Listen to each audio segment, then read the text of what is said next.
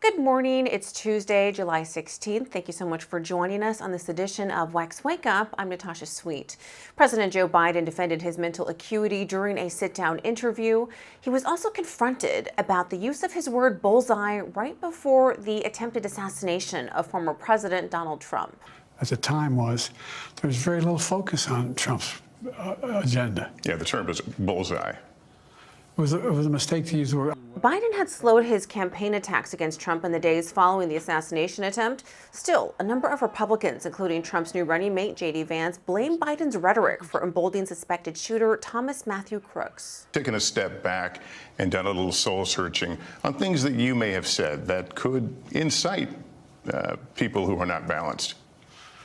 Well, I don't think, look, how do you talk about the threat to democracy, which is real, when a president says things like he says?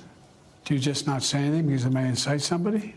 The Secret Service Director is under fire after the nearly successful assassination attempt on former President Donald Trump, and some are questioning if her diversity, equity, and inclusion initiatives play any part. I'm very conscious as I sit in this chair now of making sure that we need to attract diverse candidates and ensure that we are developing and giving opportunities to everybody in our workforce, and particularly women. The shooting and aftermath brought significant questions, including how was it possible a building which seemed like an obvious vantage point for a shooter to have a clear line to Trump was not adequately covered, and why Trump's detail had agents who were significantly smaller in stature than the former president.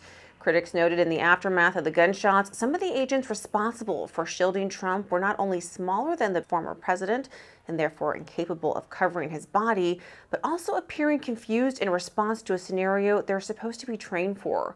On social media, Meghan McCain points out how these women are shorter than Trump, one also having trouble holstering her firearm. The RNC comes off the heels of the assassination attempt of former President Donald Trump at his rally in Pennsylvania.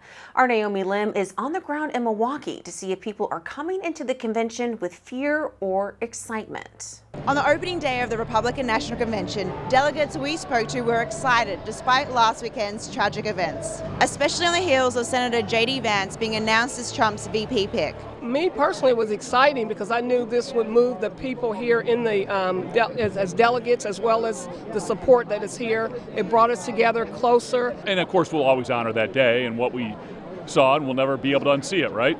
But we're good, very excited, and we just got another good 4 months to go, right? Trump made his triumphant return to a standing ovation. A bandage could be seen on his ear, a reminder of the bullet that grazed him days ago. He is here tonight to show his courage, his defiance against somebody who tried to kill him. He was visibly emotional as the crowd chanted fight and pumped their fists in response as he took his seat next to Vance, giving us the first picture of the ticket. Trump will close the convention with his first speech since the shooting, which he told the Washington Examiner would be about national unity.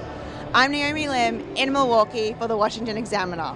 Well, thank you so much for joining us on this edition of WEX Wake Up. For more stories, be sure to head on over to our website and give us a follow on social media so you can stay in the know and all that's trending in politics. Have a great day.